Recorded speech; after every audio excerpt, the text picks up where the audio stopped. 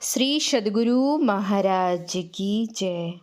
महर्षि में ही सत्संग सुधा सागर से गुरु महाराज का प्रवचन। तिल परिमाण जान जन कोई, प्यारी धर्मानुरागिनी जनता।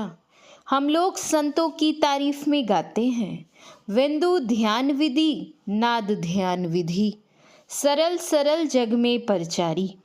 विंदु ध्यान और नाद ध्यान बतलाने वाले संत होते हैं। यह सरल साधन है।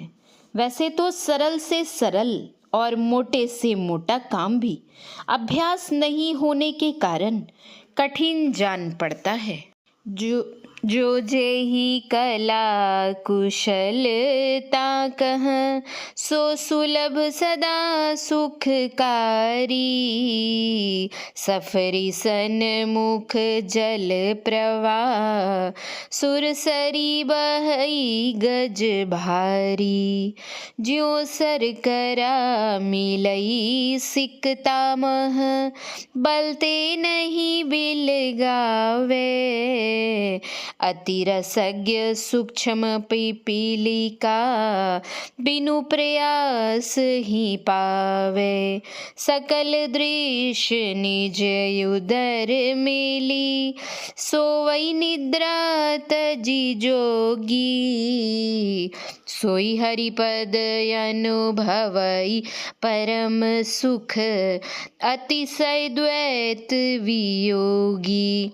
शोक मोह भय हर्ष दिवस निशि, देश काल तह नाही। तुलसीदास एहि दशाहीन, संशय निर्मूल न जाहि। गोस्वामी तुलसीदास जी। संशयों को निर्मूल करने के लिए विंदु ध्यान और नाद ध्यान है। विंदु और नाद ध्यान के लिए ध्यान बिंदु उपनिषद में है। बीजा अक्षरम परम विंदुं, नादं तस्योपरि स्थितम्, सशब्दं चाक्षरे छिन्ने, निशब्दं परमं पदम। ध्यान बिंदु उपनिषद। परम बिंदु कहने का मतलब क्या है? एक छोटे से छोटा चिन्ह बाहर में अंकित कर उसे बिंदु कहते हैं, किंतु उसकी परिभाषा को पढ़ने पर कहते हैं कि उसका विभाग नहीं होता। छोटे से छोटा चिन्ह भी अंकित कीजिए, फिर भी उसका विभाग होगा। परम बिंदु बाहर में अंकित नहीं किया जा सकता। पतली से पतली कोई भी नोक बिंदु अंकित करने योग्य नहीं है। परम बिंदु से स्थूल में कोई स्थान छेका नहीं जा सकता। बाहर में उसको अंकित करना असंभव है। आप अपनी दृष्टि की नोक से अपने अंदर के प्रथम तल पर उसे अंकित कर सकते हैं। अंकित करने का अर्थ है प्रथम पट पर दृष्टि की नोक रखिए, स्वयं परम बिंदु उदित हो जाएगा। जैसे पेंसिल की नोक जहाँ रखते हैं वहाँ स्वतः बिंदु हो जाता है, परंतु इसका विभाग हो सकेगा। परम बिंदु अर्थात परिभाषा के अनुकूल बिंदु का विभाग नहीं होगा। कबीर साहब का कहना है कि स्याह सफेद तिलों बीच तारा, अविगत अलख रवि है। पहले स्याह है, फिर सफ़ेद हो जाता है, वही तारा हो जाता है। बाबा नानक साहब के वचन में भी है, तारा चढ़या लम्मा। तुलसी साहब का इसके लिए कथन है, श्याम कंज लीला गिरि सोई, तिल परिमाण जान जन कोई।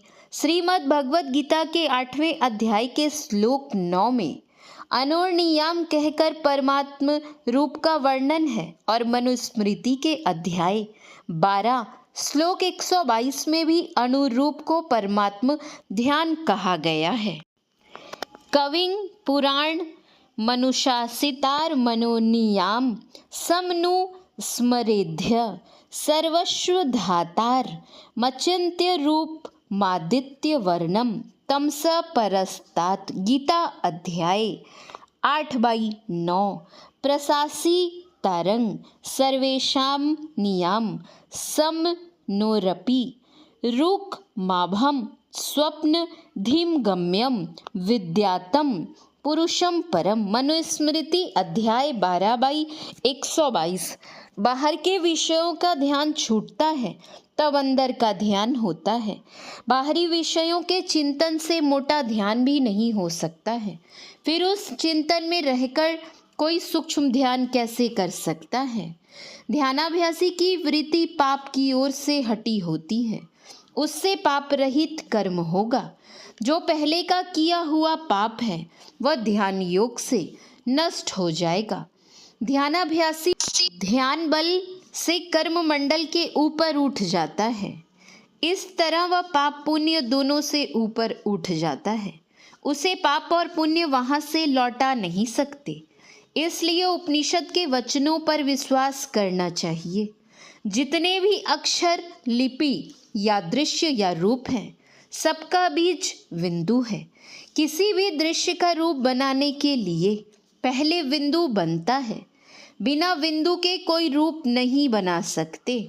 जैसे वट के बीज के बिना वट का वृक्ष नहीं हो सकता, उसी प्रकार समस्त आकारों की उत्पत्ति बिंदु से है, अंत भी बिंदु है। उस बिंदु को जो प्राप्त करता है वह दृश्य जगत के शिखर पर चढ़ जाता है। इसी को ब्रह्म रंध्र से होकर ब्रह्मांड में जाना कहते हैं। रूप दृश्यमान है, रस जिह्वा से, गंध नाक से, शब्द कान से तथा स्पर्श छूने से आपको मालूम होता है। इन सब का रूप क्या है, गंध का क्या दृश्य है। इसी प्रकार अदृश्य पदार्थ भी संसार में है। दृश्य का आरंभ बिंदु से और अंत बिंदु पर होता है।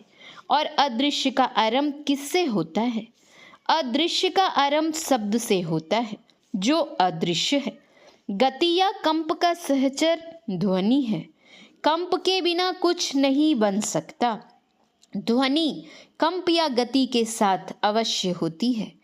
साधु गति में अनहद बाजे, झझंकार और झनक झनक है, एही मंदिर में साजे।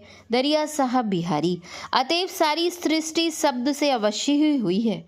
जब तक शब्द रहेगा तब तक संसार रहेगा। जब शब्द को पार कर जाए तब संसार के पार में पहुंच जाए। संसार का दूसरा हिस्सा अरूप है, वह नाद ध्यान से पार किया जाएगा। नाद भी अरूप है। जैसे जल के सहारे से जल को पार किया जाता है, उसी तरह अरूप के सहारे से अरूप को पार किया जाएगा। शब्द में आकर्षण करने का गुण है।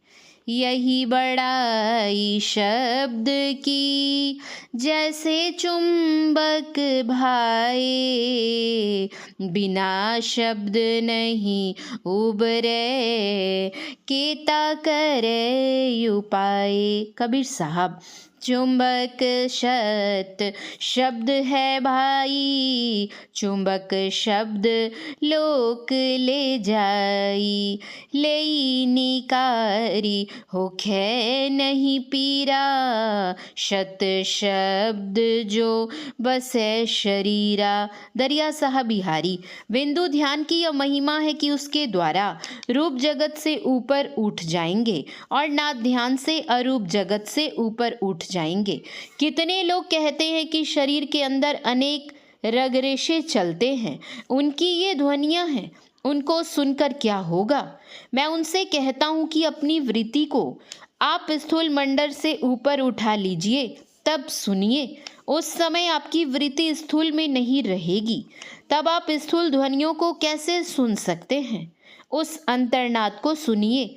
इसी को तुलसी साहब ने कहा है, श्रुति ठहरानी रहे आकाशा, तिल खिड़की में निस दिन बासा, गगन द्वार दिसे एक तारा, अनहद नाद सुने झनकारा, तिल पर माने लगे कपाटा, मकर तार जहाँ जीव का बाटा। शब्द की धार सबके अंदर है। मकड़ा तार पर नीचे से ऊपर जाता आता है, उसी तरह शब्द के द्वारा भी नीचे से ऊपर उठ सकते हैं। अपने अंदर में यात्रा करने के लिए बिंदुनाद ही सहारा है।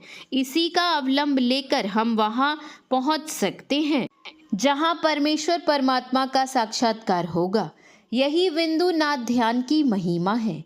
यही मुनियों का नादानुसंधान है। नास्ति नादात परो मंत्रो न देवा स्वात्मना परा, नानु संधे परा पूजा नाही त्रिपते परमम सुखम। योग शिखोपनिषद अध्याय 2। नादानुसंधान के समान कोई पूजा नहीं है। सबको चाहिए कि नाद और बिंदु का ध्यान करे। गुरु महाराज हम लोगों को कृपा करके इसकी शिक्षा और युक्ति दे गए हैं। उनका अभ्यास हम लोगों को करना चाहिए। भोजन कम कीजिए। विशेष भोजन से निद्रा आएगी और भजन नहीं होगा, इसलिए कम खाइए और भजन कीजिए। श्री सद्गुरु महाराज की जय। यह प्रवचन उत्तर प्रदेश राज्यांतर्गत मुरादाबाद में दिनांक 11/10/1954 ईस्वी को प्रातःकालीन सत्संग में हुआ था। श्री सद्गुरु महाराज की जय। श्री सद्गुरु महाराज की जय। श्री सद्गुरु महाराज की जय।